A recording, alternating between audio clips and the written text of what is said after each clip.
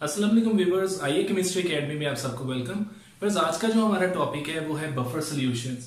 Viewers, चलिए इसको start करते हैं।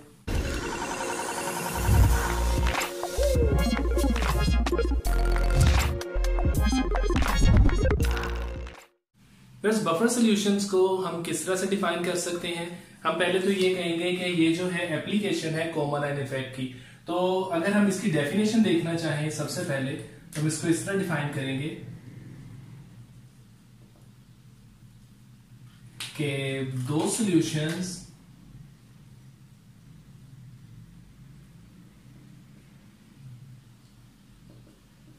which resist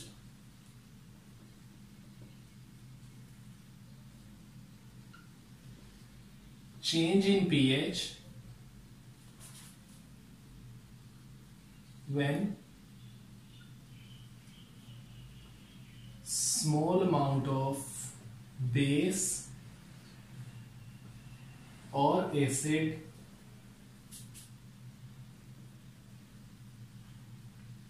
is added to them। यानी कि हमारे पास एक ऐसा सोल्यूशन हो जिसमें जिसकी एक स्पेसिफिक पीएच हो। अगर हम उसमें थोड़ी सी अमाउंट में बेस डालें या एसिड डालें और उसकी पीएच जो है वो इतनी ज्यादा चेंज ना हो, उसमें थोड़ा सा चेंज आए, या हम कहें कि वो सोल्यूशन उस चेंज इन पीएच को रेजिस्ट करे, तो उस तरह के सोल्यूशंस को हम कहते हैं बफर सोल्यूशंस। तो व्यूअर्स, ये तो हो गई इसकी डेफिनेशन। इसके बाद बफर्स के कुछ कैरेक्टरिस्टिक्स हैं। अगर हम कैरेक्टर्स देखना चाहें इसके, तो उसमें हम कहेंगे it has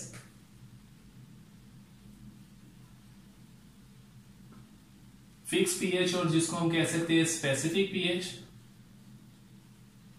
every buffer is made with a specific pH. इसके अलावा pH does not change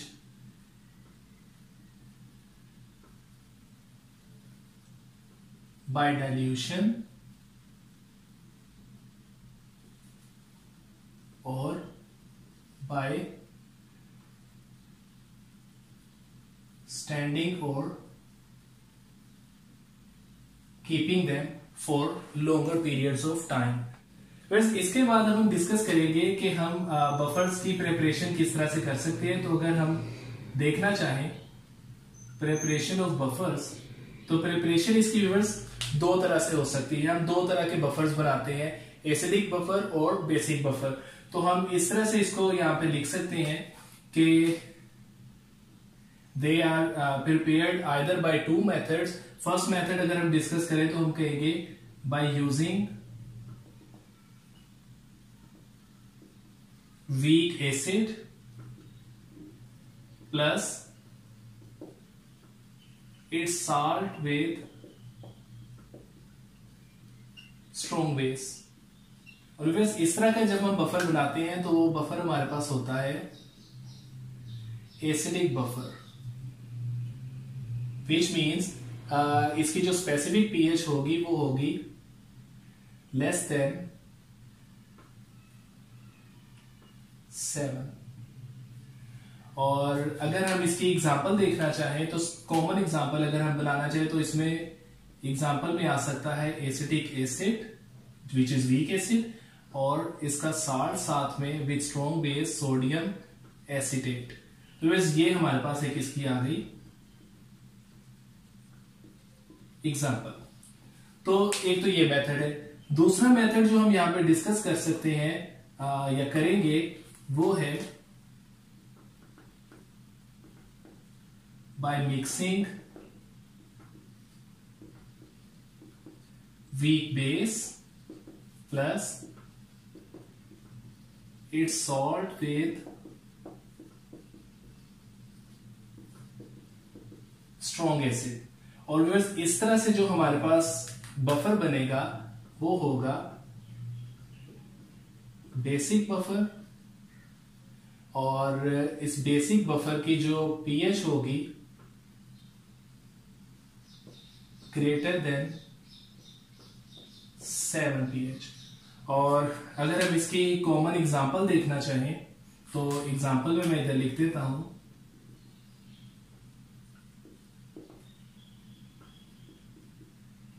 NH4OH which is weak base plus NH4Cl, ये इसकी हो गई एग्जाम्पल। अब व्यूअर्स हम देखेंगे कि जो बफर सॉल्यूशंस है ये हमें क्यों रिक्वायर होते हैं या हम इनको कहां पे अप्लाई कर सकते हैं।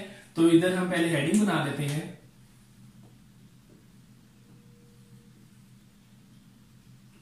Why we need buffers. तो सबसे पहले हम ये देखेंगे कि जो बफर्स हैं इनका सबसे प्राइमरी यूज उन केमिकल रिएक्शंस के लिए है विच आर पीएच सेंसिटिव। तो हम कहेंगे टू स्टडी और to carry out those reactions which are pH sensitive, which means कि अगर हम वो रिएक्शन करवा रहे हैं और पीएच में कोई चेंज आ जाता है तो उससे फिर वो जो रिएक्शन है डिस्टर्ब होगा।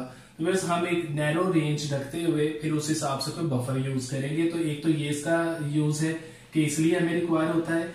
इसके अलावा बफर बहुत सारी और साइंसेस में भी यूज होता है, जैसे कि हम कह सकते हैं इधर और अगर लिखना चाहें तो हम कहेंगे यूज्ड इन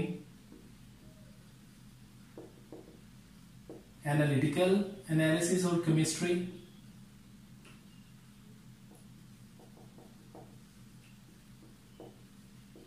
allied sciences, microbiology, cell biology,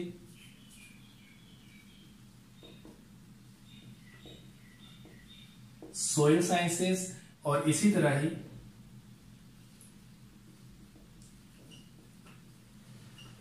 clinical analysis और न्यूट्रिशन। तो बस इतनी सारी फील्ड्स, इसके अलावा और भी ढेर सारी फील्ड्स हैं जहां पे बफर सॉल्यूशंस यूज होते हैं। तो ये हो गया कि हमें बफर्स की जरूरत क्यों होती है। अब इसके बाद हम डिस्कस करेंगे बफर एक्शन और हाउ डू बफर्स एक्ट। तो हम यहां पे हेडिंग बनाएंगे हमारी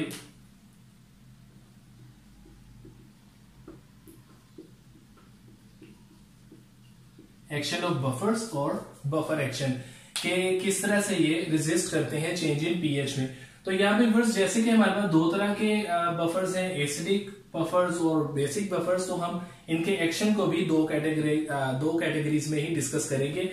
सबसे पहले हम यहाँ पे एग्जांपल ले लेते हैं कि वर्किंग ऑफ एसिडिक बफर्स, और हम देखेंगे कि how do they resist change in pH. तो यहां पे एग्जांपल जो हम ले रहे हैं वो हमारे पास बफर है weak acid that is acidic acid और it's salt with strong base that is sodium acetate. फिर सबसे पहले हम इनकी आयनाइजेशन बना लेते हैं, आयनाइजेशन इक्वेशंस लिख लेते हैं ताकि हमें इनकी वर्किंग समझ आ सके। तो इसकी आयनाइजेशन अगर हम करवाना चाहे तो हम लिखेंगे कि acetic acid when ionizes it's forms acetate ion and hydrogen ion, whereas sodium acetate when it ionizes it forms again acetate ion and sodium ion। बस यहां पे भी आप देख सकते हैं कि एसिटेट आयन जो हमारे पास है ये कॉमन आयन है। तो यहां पे भी जैसे मैंने लेक्चर के स्टार्ट में कहा था कि कॉमन आयन इफेक्ट जो है वो अप्लाई होता है। अब व्यूअर्स ये हमारे पास एक बफर सोल्यूशन है। अब हम देखते हैं कि अगर हम इसके अंदर स्मॉल अमाउंट में एसिड या बेस ऐड करें तो वो किस तरह से रेजिस्ट इन पीएच शो करते हैं। तो हम यहाँ पे दोनों कैटेगरीज बना लेते हैं। हम कहते हैं if small amount of acid is added. अब हमें पता है कि एसिड जब हम ऐड करते हैं तो एसिड प्रोड्यूस करता है हाइड्रोजन आयंस, या फिर जिसको हम इस तरह भी लिख सकते हैं H3O प्लस आयंस। तो अगर हम फर्ज करें हमने अबव मिक्सचर के अंदर हमने डाल दिया एसिड स्मॉल अमाउंट में, तो किस तरह से इसको रेजिस्ट करेगा। तो एसिड ऐड होने पे यहां पे होगा क्या कि जो CH3COO माइनस आयन है ये H प्लस या फिर जिसको हम H3O प्लस कह सकते हैं इसके साथ रिएक्ट करेगा और बना देगा CH3COOH और साथ में H2O। तो बस चूंकि एसिड का जो हाइड्रोजन आयन है या प्रोटॉन है वो यहां पे एब्जॉर्ब हो गया, यूज हो गया, तो हम कह सकते हैं कि यहां पे क्या हुआ कि रेजिस्टिंग पीएच हो गए। पीएच जो है वो ड्रास्टिकली चेंज नहीं होगा, जस्ट उसमें थोड़ा सा चेंज आएगा, यही हम कह रहे हैं कि रेजिस्टिंग पीएच। इसी तरह अगर हम कहें कि if small amount of base is added in the above mixture, तो उस वक्त हमें पता है कि जब हम बेस ऐड करते हैं तो बेस प्रोड्यूस करता है आयनाइजेशन के बाद OH minus ions, hydroxyl ions. तो इस केस में क्या होगा कि जो हमारे पास एसिटिक एसिड है, weak acid, it reacts with base and donates its proton to OH, और इधर हमारे पास बनेगा CH3COO माइनस और साथ में H2O। तो जो बेस का OH था जिसने pH एनहांस करनी थी वो यहां पे यूटिलाइज हो गया, न्यूट्रलाइज हो गया, और हमारे पास जो फिर है वो pH में ड्रास्टिक चेंज नहीं आएगा, जस्ट माइनर सा चेंज आएगा। तो बस बफर्स जो हैं, एसिडिक बफर्स, इस तरह से रेजिस्टिंग pH शो करते हैं। तो हमने जो यहां पे पढ़ा है हम इसको यहां पे ऐसे लिख सकते हैं कि बाय दिस मेथड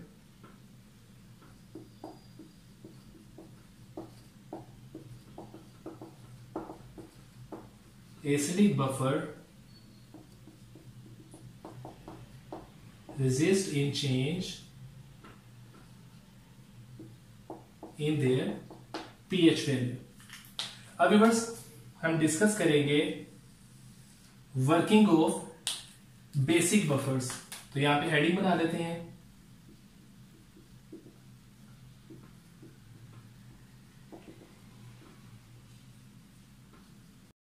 एग्जाम्पल हम ले लेते हैं of weak base like ammonium hydroxide and its salt with strong acid which is ammonium chloride। और इसकी वर्किंग को समझने के लिए इसी तरह ही पहले हम इसकी आयनाइजेशन की इक्वेशंस लिख लेते हैं। तो अमोनियम हाइड्रोक्साइड जब डिसोल्व होता है तो it produces ammonium ions and hydroxyl ions in aqueous form, और इसी तरह ही अमोनियम क्लोराइड भी जब डिसोल्व होगा तो produces ammonium ions and chloride ions. ये हो गई इनकी आयनाइजेशन। अब व्यूअर्स यहाँ पे यही कंडीशंस अप्लाई करवाते हैं कि जब हम स्मॉल अमाउंट में एसिड और बेस ऐड करें तो किस तरह से बिहेव करेंगे। तो हम इधर लिखते हैं if small amount of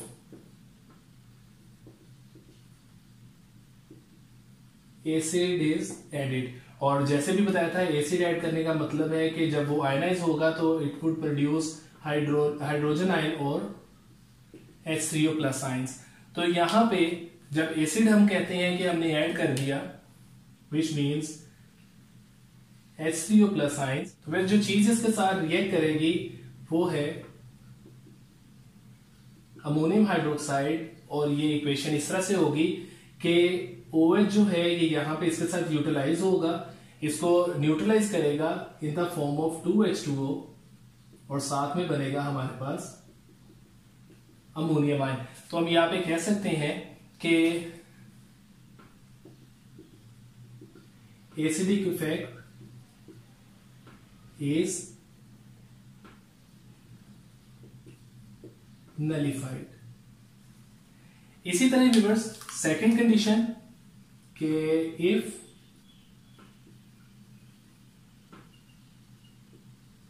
small amount of base is added in the above equation above mixture. तो बेस ऐड करने का मतलब है कि बेस आफ्टर आयनाइजेशन प्रोड्यूस करेगा OH ions, OH minus ions, hydroxyl ions. तो यहां पे बेस के OH माइनस आयंस को किस तरह से नलिफाई किया जाएगा कि इसके लिए जो रिएक्ट करेगी यहां पे substance that is ammonium ions, और ये इन OH को अपने साथ ऐड करवा के अगेन प्रोड्यूस कर देंगे NH4OH। और इस तरह से जो है हम कहेंगे कि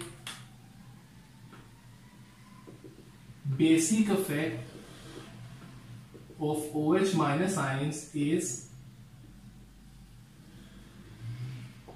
नलिफाइड।